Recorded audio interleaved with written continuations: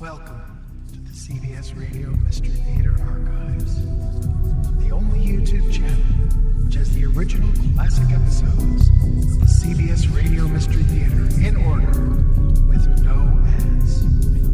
Thank you for listening, and now, enjoy the show.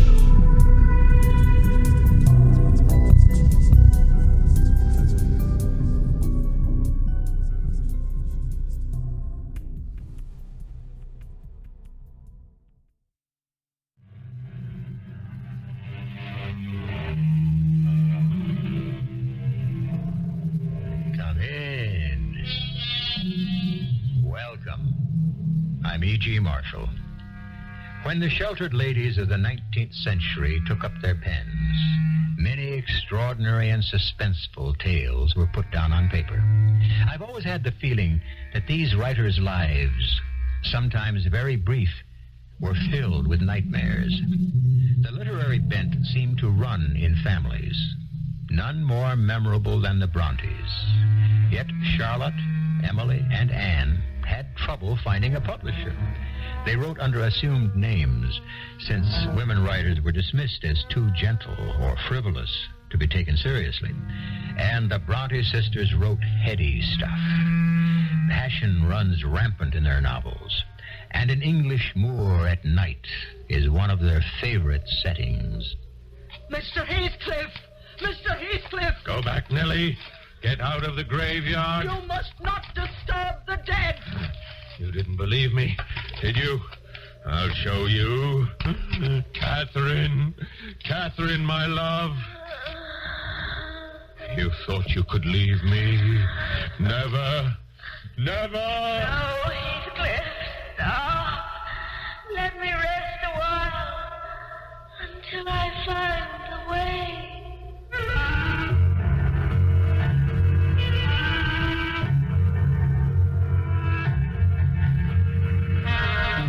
Our mystery drama, Wuthering Heights, was adapted from the Emily Bronte classic especially for the Mystery Theater by Elizabeth Pennell and stars Paul Hecht. It is sponsored in part by Contact, the 12-hour cold capsule, and Greyhound Package Express. I'll be back shortly with Act One.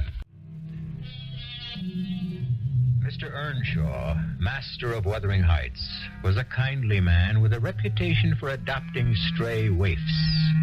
Over the years, he returned from London or Liverpool with surprising additions to the family.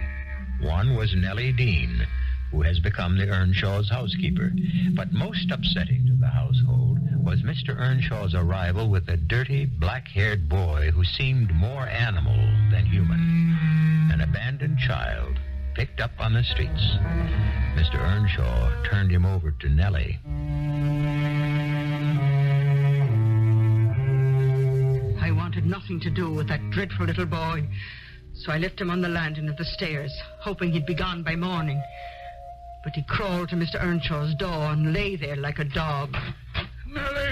Nellie Dean! Oh, yes, sir. What's the meaning of this? Why, Why isn't this boy with the other children? They would not let him into their room. Take him there at once.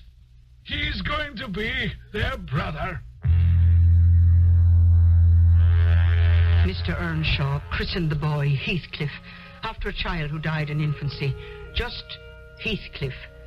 He neglected to give him his surname, and the master's son hated him from the beginning. Mrs. Earnshaw died when the children were young, and heaven knows I had my hands full, although I warmed toward Heathcliff. The other two drove me frantic with their demands, but he was uncomplaining as a lamb.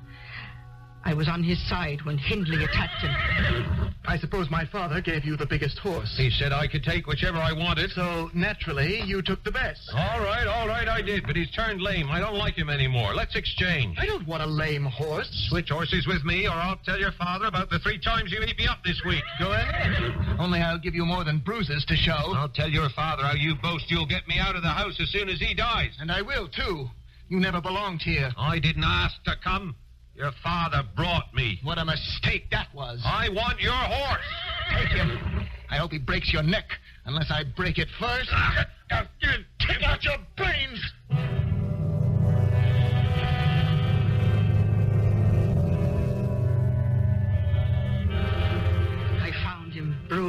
hot and bleeding, but, oh, so cool and calm. You're hurt, Heathcliff. Go away.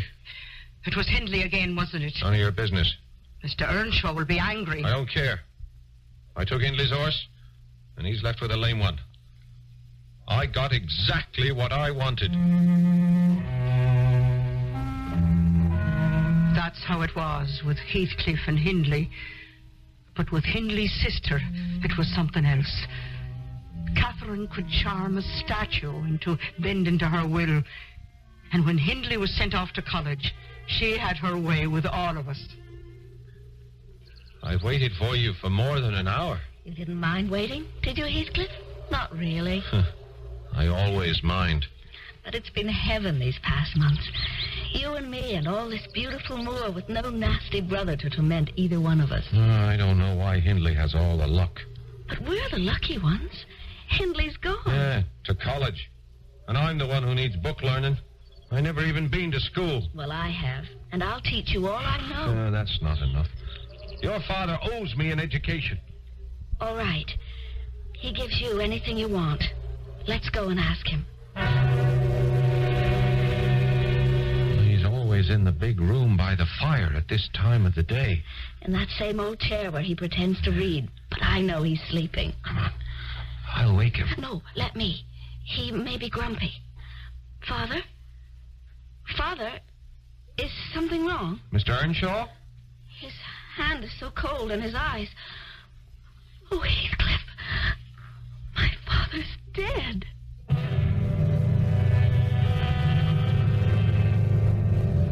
Yes, Mr. Earnshaw was dead. And Hindley not only came home for the funeral, but he brought a young wife with him. A silly little thing without a brain in her head. And Hindley announced they had come to stay. All right, you two. I guess you know who's giving the orders around here now. It isn't too bad, is it, Heathcliff? I work in the fields like a slave. But Hindley stays out of your way. He's banished me to a room worse than the servants' quarters. But out here we're free. I'll race you across the moors. Have you ever been in that house over there? No, but that's where the Lintons live. It's Thrushcross Grange. Hey, let's go look in the window. All right, as long as they don't see us. What a prissy-looking boy.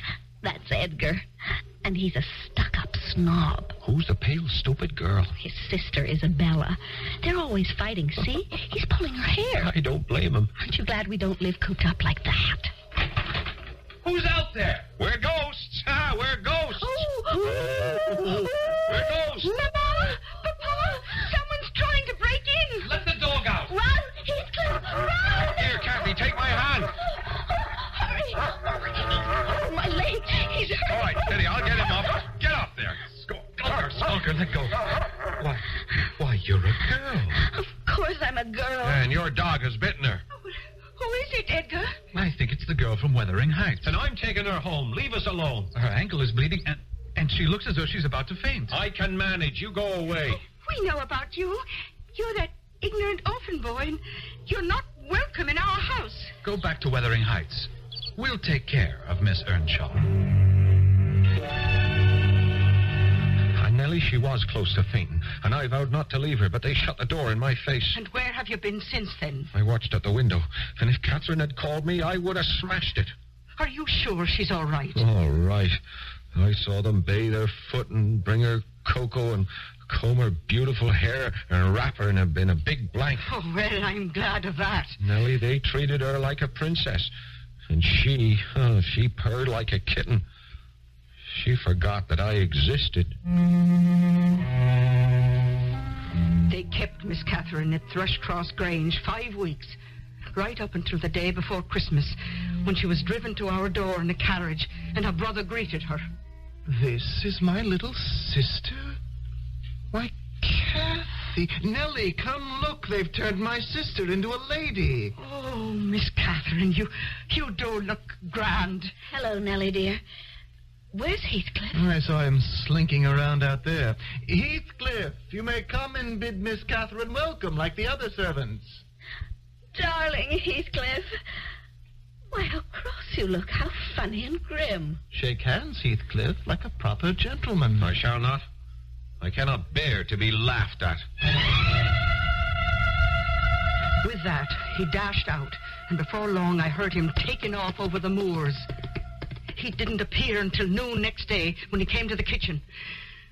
Well, Heathcliff, this is a fine way to celebrate Christmas. Help me get cleaned up, Nellie. If the Lintons are coming for dinner, I'll show 'em I can be a gentleman. What a beautiful Christmas table. Well, I'm afraid we can't match what you did for my sister. You've tamed our little savage. Well, there's nothing savage about the enchanting Catherine. I'm delighted at the transformation. And I'm hungry. Isn't it time to eat? That uncouth servant boy, he isn't joining us for dinner, is he? Heathcliff, what are you doing in here? Why, Hindley, he's part of the family. And doesn't he look nice? I got away as soon as I could, Heathcliff. You've been down there all evening dancing with him. Oh, honestly, Heathcliff, I was longing to be with you. Well, I'm not thinking about Edgar Linton. It's your brother I'm after. I'm trying to figure out how to pay Hindley back. I don't care how long I wait. I just hope he won't die before I do. Nellie, my sister-in-law is calling for you. I think her time has come. Oh, poor thing. I scarcely think she can survive the birth of her baby. Is it really that hard, having babies? Oh, good heavens, child, not for a strapping young woman like you, but Mrs. Hindley, she has the consumption. Yes, the baby was born, and the mother died. And now Mr. Hindley was more of a tyrant than ever. In his inconsolable grief, he took to the brandy bottle, and everyone stayed out of his path, except for me and a nursemaid who tried to protect the child. I swear I'll make my own child kiss me. Where is the little beast? Nellie! Bring me my son! Hurry, take him to his room. The master is roaring drunk, and I must hide his gun. He plays with it when he's seized with this insane madness. Get away from my gun, Nellie Dean, or would you rather I take care of you with this carving knife? Well, I'd rather be shot, if you please. Damn everyone in this house! I swear I'll burn it down if I'd a mind to!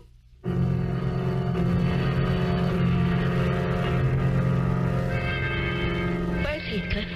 About his work, as usual. Nellie, will you promise to keep a secret? Is it worth keeping? Yes, but it worries me. You must tell me what to do. Edgar Linton has asked me to marry him, and I've given him an answer. Well, then why ask my opinion? Because I've accepted him. Be quick, Nellie, and say whether I was wrong. Well, do you love Mr. Edgar Linton? Of course I do. Why? Because he's handsome and pleasant to be with. Oh, that's not a good answer. Well, because he loves me. And he will be rich, and I should like being the greatest lady of the neighborhood. Then why do you look so unhappy? Because in my heart I'm convinced that I'm wrong. Well, that's very strange. I've no more business marrying Edgar Linton. And if my brother had not brought Heathcliff so low, I shouldn't have thought of it. Well, then why not change your mind? It would degrade me to marry Heathcliff. Shh. There's someone in the shadows at the other end of the room. What? It couldn't have been Heathcliff, could it, Nellie? He shall never know how much I love him, not because he's handsome, but because he's more myself than I am. He left the room when you said to marry him would be degrading. No, Nellie, no. That wasn't Heathcliff. You told me he was off in the field. I thought he was, until I saw him behind that couch over there in the shadows. He couldn't have overheard. He couldn't. I'll find him and make sure. She ran out into the moor without a cloak. But Heathcliff's horse was not in the stable, and no one knew where he had gone. Catherine returned after midnight in the midst of a thunderstorm, soaked to the skin, and coming down with a severe chill. Oh, Miss Catherine, you must let me help you to bed. He's gone, Nellie. He's gone. And my nightmares are coming true. Well, you'll feel better when you've had some sleep. I'll never sleep again. I've been abandoned. Oh, it's just like my dreams. I saw myself tapping on the window, begging, "Let me in, let me in." Oh, hush, child. And no one answered. And my hand broke through the glass, so the blood was running down my arm. Oh, get the bloodstains off, Nellie. Get the bloodstains off. I told you those Bronte sisters wrote with passion. Who knows what dark thoughts and desperate yearnings they gleaned from their own lives. Emily's courage and endurance were tremendous. Yet she only had time to write one book, for she died, like many of her characters, of consumption at the age of 30. We'll return with Act 2 shortly. Things have changed at Wuthering Heights.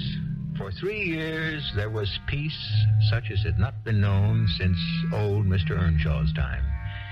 Catherine did marry Edgar Linton, moved to Thrushcross Grange, and took Nellie Dean with her. Surprisingly, Catherine got along very well at the Grange, appearing to be almost overfond of Edgar and affectionate toward his sister Isabella. On the surface, all was serene, until one day when Catherine came running into the house. Oh, Edgar, Heathcliff's come home. That vagabond, the plowboy. I know you never liked him, but for my sake, please, Edgar, you must be friends. Shall I tell him to come up? Here, into the parlor. Of course. It's wonderful to have him back. Here he is, Edgar. Surely you remember Heathcliff. Why, I'd never recognized... Well, sit down, sir. Heathcliff, you're so different. Your dress, all so elegant. I'm sure it's Mr. Heathcliff now. Does that please you? I'm overwhelmed. Edgar, will you please find Nellie and see if tea is ready? Of course. It'll be a few moments. You're more beautiful than ever. This all seems like a dream, to see you and touch you and speak to you once more. And yet, you don't deserve this reception, absent and silent for 3 years. Did you never think of me? More than you thought of me, I imagine. We must make plans. Oh?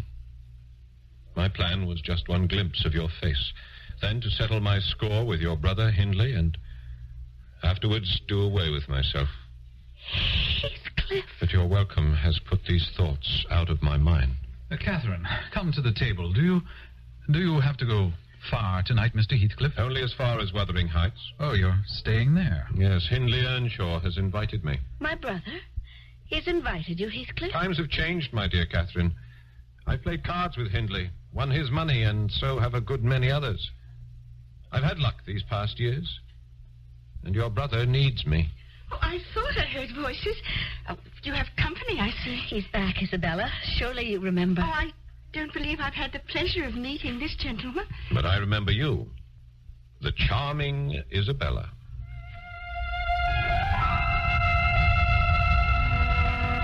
You've seen Heathcliff every day, walking on the moors. And every time he's here, you tell me to stay away. And I mean it. Catherine, you want no one to be loved but yourself. You misunderstand me. I'm trying to protect you. Protect me? Simply because I find Mr. Heathcliff attractive? No, because he's dangerous. I love Heathcliff more than ever you loved Edgar. And he might love me if you'd let him. Believe me, Isabella, Heathcliff and I are friends. He could never love a Linton. You are a poisonous friend. I may be the best friend you ever had.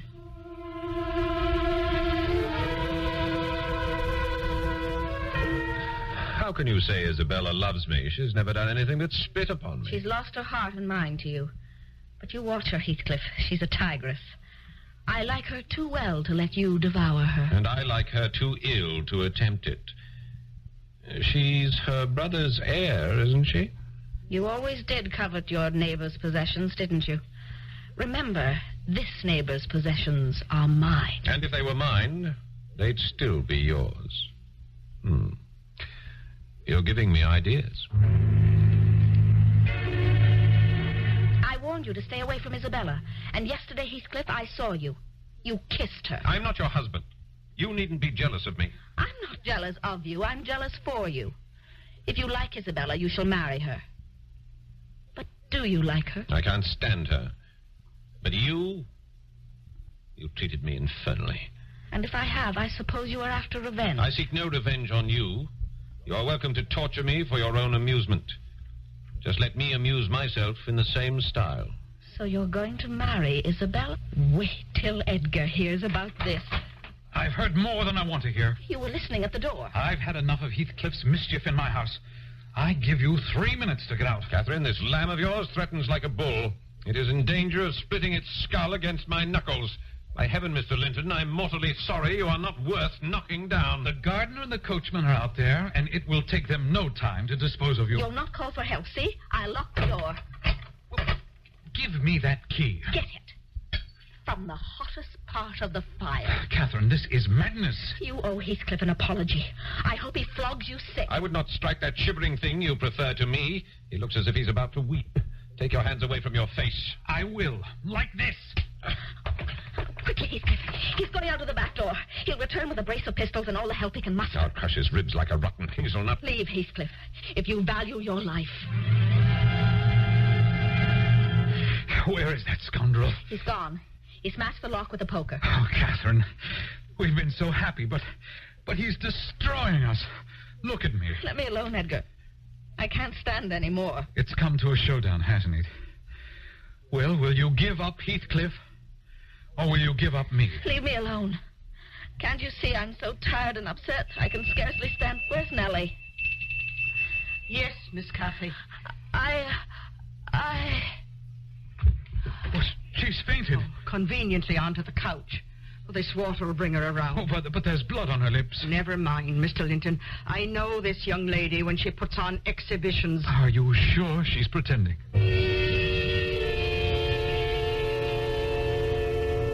Mrs. Linton barred her door, and although I left trays of food, they were untouched for 3 days. What do you want? Let me in, Miss Catherine. I've brought you some tea and toast. I'll drink the tea, but I don't want anything else. I want to die. Oh, I've heard you say things like that before. It's foolish, and you know it. All right, I'll not die. He'd be glad. He would never miss me. Open the window, Nellie. I want to breathe the clean air of the moors. Well, just for a moment. You mustn't catch another cold. I want to be a girl again, out there where life is free. I want to sleep in my old room at Wuthering Heights. I'm closing the window, and you'll sleep right here. They'll bury me 12 feet under. But I won't rest until Heathcliff is with me. I never will. Mr. Linton, you must go to your wife. Why should I? She calls for no one but that blackguard Heathcliff. No longer, sir. She's quite at peace. But she needs you, and you need her, now that you're going to be a father. Nellie, is that why my wife is like this? I've heard that women sometimes... You must treat her very gently. Of course, Nellie, of course. I'll go to her at once. It was true, the impending motherhood. But I knew that Catherine was no longer the boisterous, healthy girl she once had been. And the doctor told me why we must all take good care of her. Catherine Linton was suffering from a fever of the brain. Nellie! Nellie, who was that horseman? Oh, your sister, Miss Isabella, sir. She's gone, sir. Gone where? Run off with Mr. Heathcliff. They're going to be married. I don't believe it. Well, Wuthering Heights is no place for Miss Isabella. Well, I have no one but Catherine on my mind. From now on, Isabella is my sister only in name. Not because I disown her, but because she has disowned me. Of course, I didn't let it go at that. I went to Wuthering Heights to see for myself what was taking place. The vast hall was filled with growling dogs.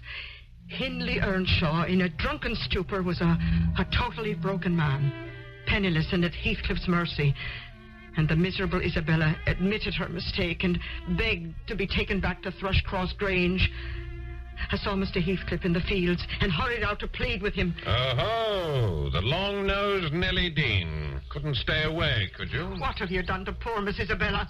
Married her. You're not treating her like a wife. I don't need a wife. Oh, how cruel you are, Mr. Heathcliff. Whoever showed me anything but cruelty? I've always tried to be your friend. And be one now. I've heard Catherine is ill. I can help. Now, what day is Edgar away? None of your business. I'll twist your arm until it breaks.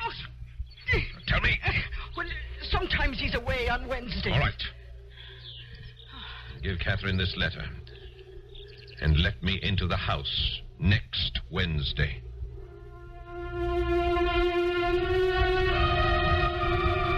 I have a letter for you, Mrs. Linton.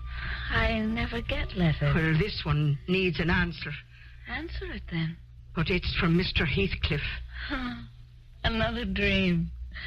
He forgot me long ago. He wants to see you. Catherine. My dear, dear Catherine. If you are real, kiss me, Heathcliff. Even though you've broken my heart. I can't bear to see you like this. You and Edgar both act as though you should be pitied. You have killed me, Heathcliff. Let me hold you, Catherine. I'll make you strong again. I wish I could hold you till we both were dead. If you loved me, Catherine, what right did you have to leave me? Answer me that. You left me too, Heathcliff. Mr. Heathcliff, you must go. Mr. Linton is returning. Edgar can't harm us. Stay with me, Heathcliff. I'm going to die. Don't listen to her. She doesn't know what she says. All three of us will be damned for this. You should never have come. Mercifully, Catherine Linton had fainted. From then on, her husband seldom left her side. And if he knew that Heathcliff kept vigil in the garden day and night, he took no notice. And then, 2 months too soon... How is she? Well, she's a tiny one, sir, but I know all about babies, and she's going to be just fine. No. I mean, Catherine, may I see her? Not yet. The doctor is with her.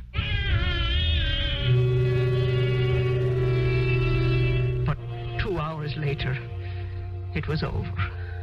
A blessed release, I'd say.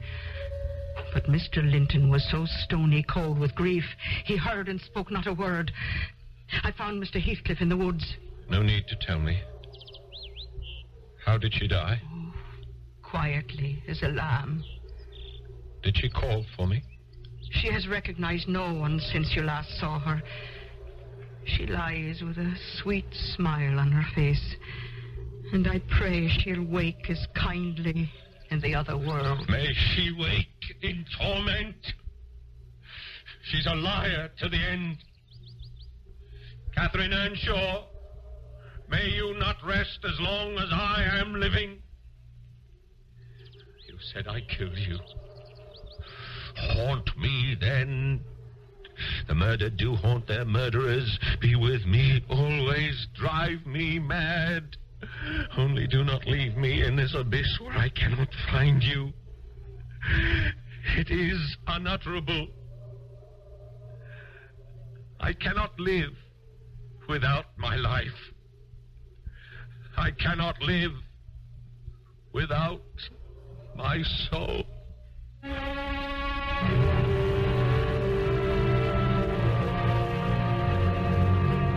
At the wake, Edgar Linton kept silent vigil by the open coffin. And during the brief moments he left the room, Heathcliff was there. Long enough to open a locket on a chain around Catherine's neck and put in a lock of his own black hair.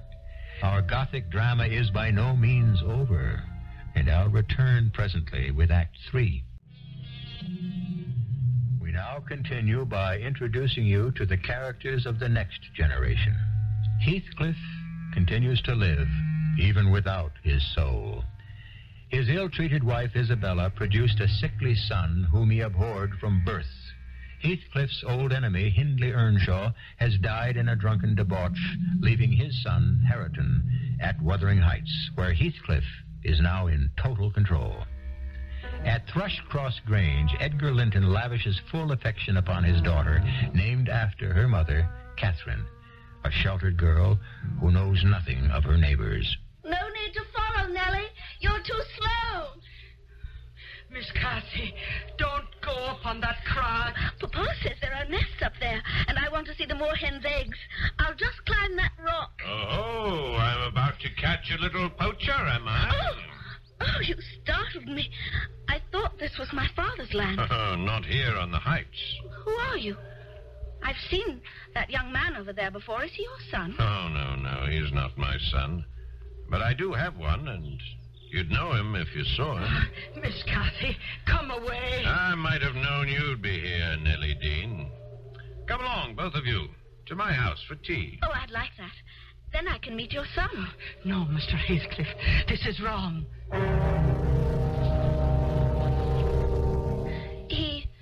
He doesn't look like your son. But he is, my dear. And when you were a child, your father tried to adopt him after his mother died. Why, you're my cousin Linton. And you've grown up. So have you. Where have you been? It's Nellie's fault. She never brought me here.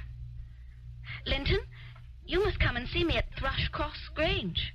Oh, that's too far to go. I couldn't walk 4 miles. Oh, that renegade Harriton covers the distance in no time. Harriton?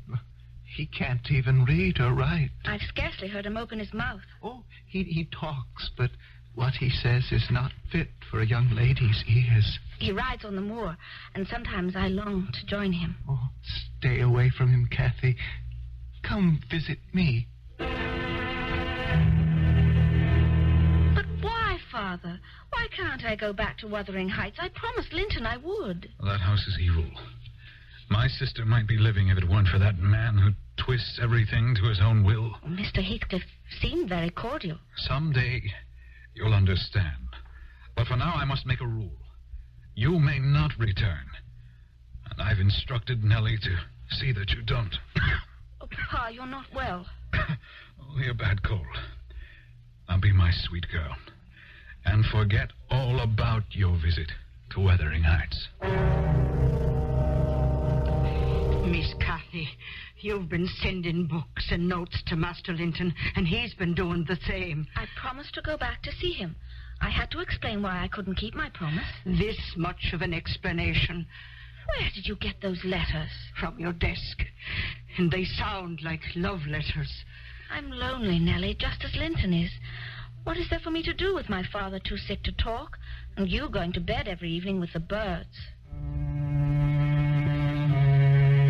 I almost felt sorry for her, but I didn't. Not then. For somehow she got word that Mr. Heathcliff was away, and as soon as I went to my room, she was off on a horse for Wuthering Heights. Linton! Where are you? Oh, Cathy, I knew you'd come. I'm in here. Oh, you look better today. I don't feel better. I cough all the time, but now you're here to take care of me. Poor Linton. I wish you were my brother. Your brother? Your father says we should get married. Did he make you write those letters to me? Not exactly, but... But what? Stop questioning me. You're making me cough. Don't leave me today, Cathy. When your letters stopped, I thought I'd lost my only friend. I won't be seeing you for a while. My father needs more looking after than you do. Nellie Dean? You're not welcome at the Grange, Mr. Heathcliff. Nor do I intend to sit foot inside. I understand that Edgar Linton is dying.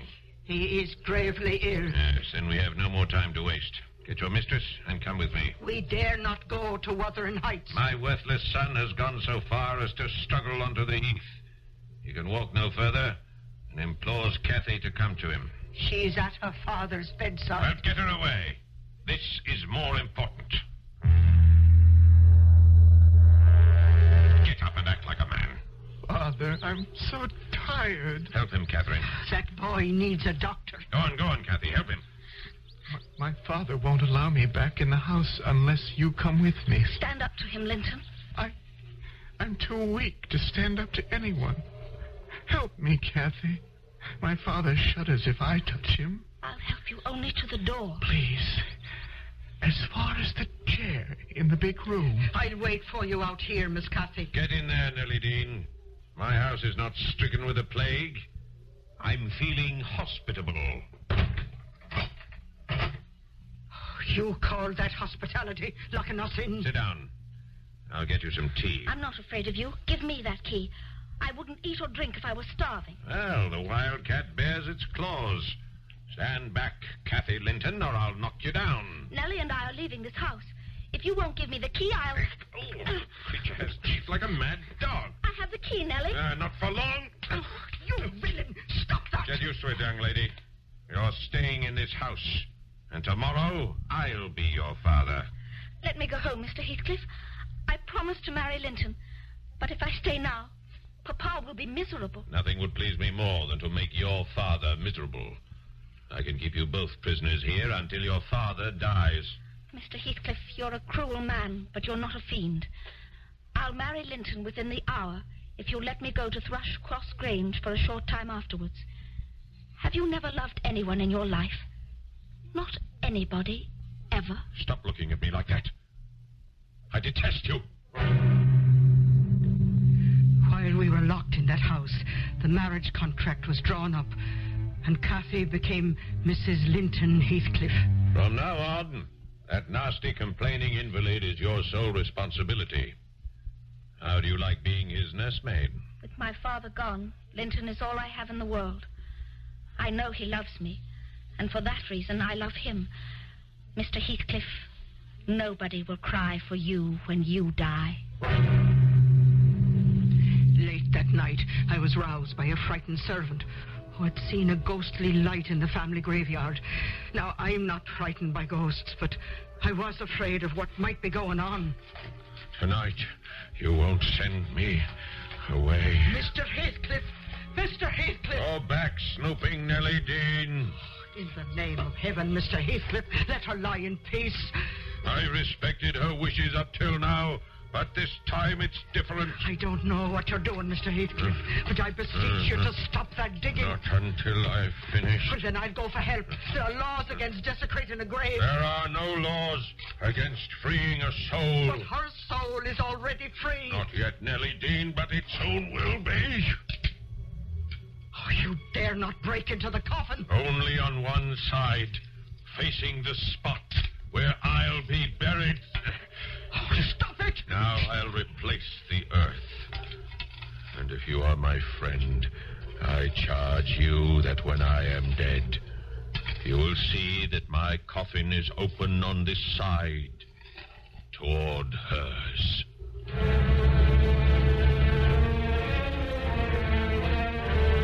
Cathy was not much more than a bride when she became a widow. Mr. Heathcliff had complete possession of both Wuthering Heights and Thrushcross Grange, and Cathy had nowhere else to go. Besides me, she had but one possible ally. Miss Cathy, why don't you make friends with your cousin Horton? That savage creature hates me as much as my father-in-law does. Oh, I've seen him following you. I've even seen him protect you against Mr. Heathcliff. Protect me? He seldom opens his mouth except for blasphemy. Oh, he's afraid you'll laugh at his crude speech. Why don't you lend him some of your books? Because he can't read. You could teach him. No, Horton. You pronounce it this way. What the devil are you two doing here, Horton? Horses need tending. Cathy, you're needed in the kitchen. And as for you, Nellie Dean... Yes, Mr. Heathcliff. You engineered this, didn't you? Oh, you've made him like yourself, Mr. Heathcliff. I've tried my best to crush him. And I will do everything to keep those two apart. He tried, but they grew closer. And suddenly, an abrupt change came over Mr. Heathcliff. He became as silent as Horton and refused to join us for meals. Finally, he had not eaten for so long that... Are you ill, Mr. Heathcliff? No, I am not. Starvation is an invitation to death. I have neither fear nor presentiment, no hope of death. With my constitution, I'll be me above ground until my hair is white. Well, you won't last long if you refuse to eat. I want this place to myself. Get out of my way. And keep Horton and that other one from coming near me. We kept out of his way, but I heard him pacing in his room, uttering strange oaths, until one evening there was absolute silence. Cathy, just like her mother, was out on the moor, and it started to rain. Cathy! Cathy! I was just coming in. But, Nellie, you know that room you say was my mother's? The window is open and the shutter is banging back and forth. Oh, we'll see about that. Come, bring the candle. I've never been allowed in this room. Hold the candle higher. See? The window is open. And the rain is soaking the bed. No. Leave the room, Miss Cathy. Run and get Horton.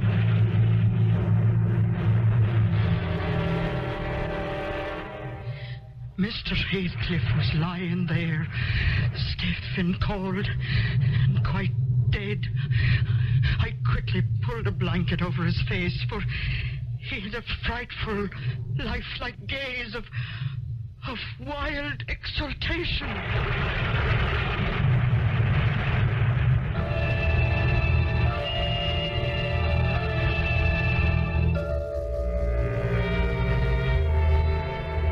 About violence. Those 19th century ladies spared nothing of human torture. It is said that to this day, on the heaths and moors near Wuthering Heights, Heathcliff walks, and a woman is his constant companion. I'll have a further comment shortly.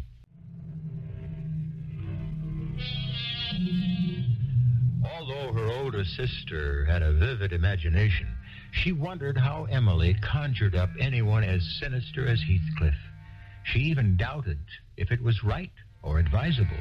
But she declared, the writer who possesses a creative gift owns something that, at times, strangely wills and works for itself. If the result be attractive, the world will praise you, who little deserve praise.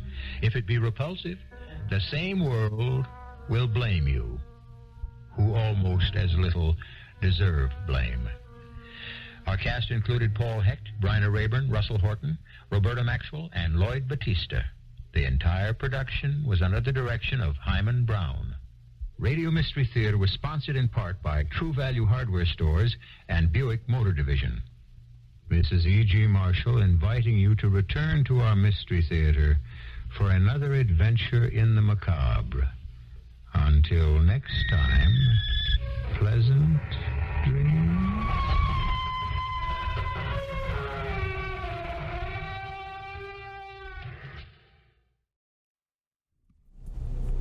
I hope you enjoyed this episode of CBS Radio Mystery Theater.